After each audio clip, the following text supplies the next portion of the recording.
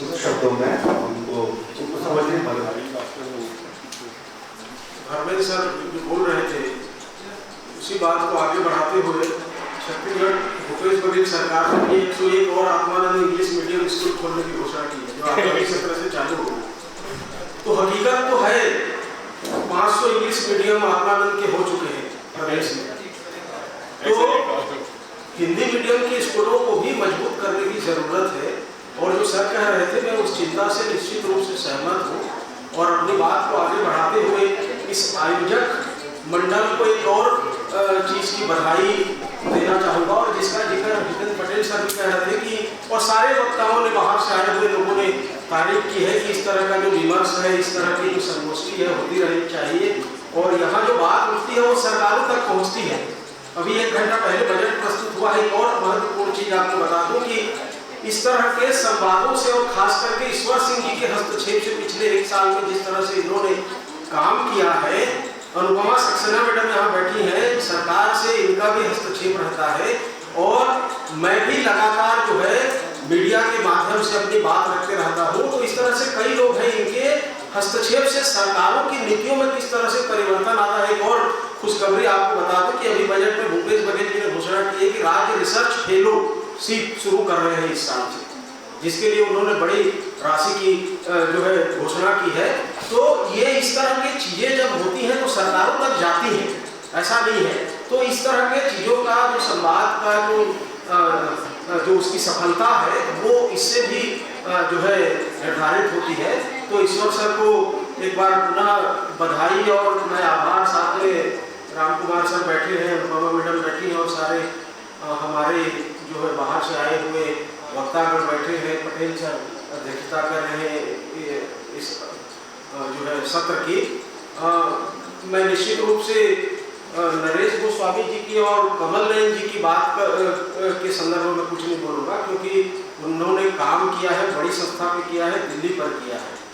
लोक नीति CSDS एक जानी मानी संस्था है जिसका पिछले 5-7 साल से मैं भी जुड़ा हूँ। इसके पहले दशकों तक अनुपमा सक्सेना मैडम उसकी स्टेट कोऑर्डिनेटर रही है और पिछले 5 साल से मैं उसको देख रहा हूँ, चला रहा हूँ। तो हम लोग बड़ी बड़ी बातें इस तरह की चीज़ों में तो करते हैं, लेकिन मेरी जो चिंता यहाँ आने का मुख्य मकसद था, ईश्वर सिंह सर से जब बात हो रही थी तो मैं स्थानीय जो यहाँ की चिंता है और खास करके छत्तीसगढ़ की उसकी चिंता को व्यक्त करने के लिए आया हूँ। और मैं केवल उसी चीज पर थोड़ा सा आप लोगों से अपनी बात करूँगा कि निश्चित रूप से छत्तीसगढ़ भी और मध्य प्रदेश में भी हिंदी में जब हम समाज विज्ञान की बात करते हैं तो उसकी स्थिति बहुत ही जो है सोचनीय है, चिंतनीय है। मुल्ला नसरुद्दीन का एक वाकया, एक प्रसंग मुझे याद आता है कि मुल्ला नसरुद्दीन जो है अपने घर की चाबी जो है खो दिए हैं और वो चौराहे पर जाकर चाबी खोज रहे हैं, जहाँ पर रोशनी है, उजाला है और चमक धमक है। हकीकत यह है कि उनकी चाबी उनके घर के आसपास गिरी है जहाँ पूरा अंधेरा है। तो कमोबेश मुझे लगता है कि हिंदी में जब हम समाज विज्ञान की बात करते हैं तो इसकी स्थिति भी इसी तरह है। ये सच्चाई हमको स्वीकारना पड़ेगा। छत्तीसगढ़ के विश्वविद्यालयों की बात छोड़ दीजिए, थोड़ा बहुत होगा, महाविद्यालयों में, कॉलेजों में 90% प्रोफेसर इंग्लिश में कोई भी चीजों में भागीदारी नहीं करते, ठीक से हिंदी में प्रेजेंटेशन नहीं कर पाते। ये हकीकत है, हमको स्वीकारना चाहिए। हम जो है इन चीजों को देख रहे हैं, पिछले 20-22 सालों से हम फील्ड में जूझ रहे हैं और देख रहे हैं। तो इन चुनौतियों को, इन चिंताओं को मैं केवल ये कहना चाहूँगा कि साहित्य अकादमी जो है इन चीज़ों को लेकर आगे बढ़े और इस क्षेत्र में कोई अच्छा काम करे। तो ये जो अकादमी जो बनी है और सरकार ने जिस उद्देश्य के साथ बनाई है वो जो है फलीभूत होगी। मैं कई बार पढ़ा हूँ, कई लोगों से सुना हूँ कि हिंदी में समाज विज्ञान और इंग्लिश में समाज विज्ञान दोनों अलग अलग चीज़ें होती हैं। इंग्लिश वालों की सोच ही अलग रहती है, उनकी चिंताएं अलग रहती हैं, उनकी चुनौतियाँ अलग होती हैं। लेकिन जब हिंदी में समाज विज्ञान की बात करते हैं तो पाठ्यक्रम की, जिसकी और धर्मेंद्र सर कह रहे थे, मैं निश्चित रूप से सहमत हूँ कि हमारे राज्य के विश्वविद्यालयों में UGC के सिलेबस को एज ए टीज एक्सेप्ट कर लिया जाता है। आपको ताज्जुब होगा, मैं इकोनॉमिक्स का प्रोफेसर हूँ और इकोनॉमिक्स में रेगुलर में, प्रीवियस में, फाइनल में और प्राइवेट में प्रीवियस में, फाइनल में ऐसे ऑप्शनल पेपर रखा गया है जिसका एक भी किताब नहीं है छत्तीसगढ़ में, मध्य प्रदेश में। और बच्चे पेपर सेट नहीं करते यहाँ पे प्रोफेसर, अंत में मेरे पास भेजते हैं। तो कहने का मतलब इस तरह की, और इस पर किसी का ध्यान नहीं है।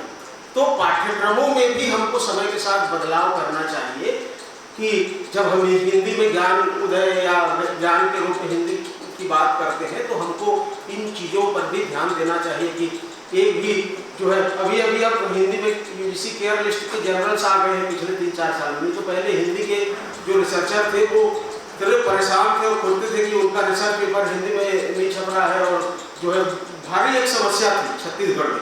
तो इस तरह की चीज़ें अभी भी सिलेबस में, पाठ्यक्रम में, इन चीज़ों में बहुत ज़्यादा जो है विमर्श की ज़रूरत है, बदलाव की ज़रूरत है, और तभी जो हमारा ग्रामीण क्षेत्र का जो विद्यार्थी है वो आगे आ पाएगा। दिल्ली के लोगों को सारी सुविधाएं मिलती हैं, अवसर मिलता है, लेकिन एक गांव का बच्चा जो होता है उसको किसी चीज़ की कोई अवसर नहीं मिलते, तो आगे कैसे आएगा? जब उसको अवसर मिलेंगे, मौके मिलेंगे, उसको इस तरह की चीज़ों से रूबरू होने का मौका मिलेगा, तभी वो जो है आगे आ पाएगा। तो उसकी चिंता मुझे लगता है कि इस अकादमी को करनी चाहिए। और पिछले 1.5-2 सालों से जो है ईश्वर सिंह सर के साथ हम जुड़े हैं, तो लगता है कि सर के जो है निर्देशन में अच्छा काम होगा, और आने वाले समय में भी जो है इस तरह की चीज़ें होगी। तो अन्यथा आज देखिए कि हिंदी में समाज विज्ञान हम कह रहे हैं, लेकिन सर जो कह रहे थे रोजगार सारा इंग्लिश में ही है।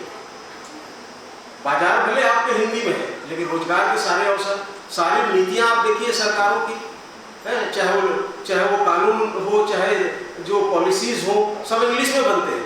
ब्यूरोक्रेट्स इतना हावी है कि आज भी 2 दिन पहले एक अनुवाद की बात चल रही थी, अनुवाद में किस तरह गलतियां और विसंगतियां होती हैं।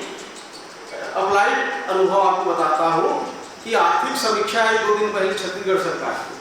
आर्थिक समीक्षा में ब्यूरोक्रेट्स तैयार करते हैं बजट। आर्थिक समीक्षा में सरकार की राजस्व प्राप्ति जो है, रेवेन्यू जो रिसिप्ट है वो 89,000 कुछ करोड़ का था, और व्यय जो है 88,000 कुछ करोड़ का था। दोनों में 701 करोड़ का डिफरेंस था, वो सरप्लस में था डिफरेंस जो है।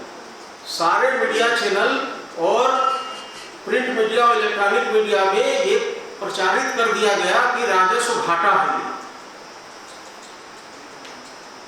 5-6 चैनल में मैं डिबेट किया, वहां पर मैं सबको, संपादकों को बताया।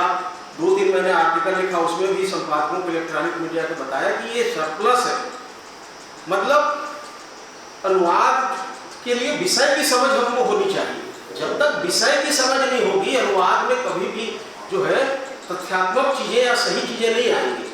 तो इस तरह की चीजों को, विसंगतियों को, जो मैं केवल अप्लाइड बात कर रहा हूँ, तो इस तरह की चीजों को हमको ध्यान देने की जरूरत है। और खास करके छत्तीसगढ़ जैसे राज्य में तो इसमें अपार जो है चुनौतियां हैं, काम करने की ज़रूरत है। एक तरफ हमारा शिक्षा का माध्यम जो है अंग्रेजी है, और दूसरी तरफ हम जो है समाज विज्ञान और ज्ञान की भाषा के रूप में हिंदी को स्थापित करना चाहते हैं। तो ये बहुत बड़ा काम है।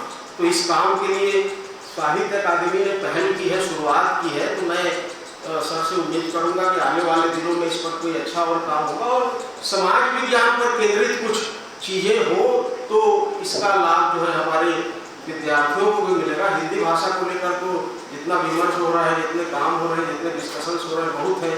मैं चाहूँगा कि समाज विज्ञान को लेकर थोड़ा सा डिस्कशन और हो, और कुछ काम हो, तो हमारे समाज विज्ञान के विद्यार्थियों को इसका लाभ मिलेगा, छत्तीसगढ़ को लाभ मिलेगा। और छत्तीसगढ़ के युवाओं में जो है बहुत पोटेंशियल है, अपार संभावना है। जो आगे चल के अवसर मिले तो हर जगह वो अपने आप को दिखा सकते हैं, प्रतिस्थापित कर सकते हैं। तो इसके लिए अवसर देने की ज़रूरत है।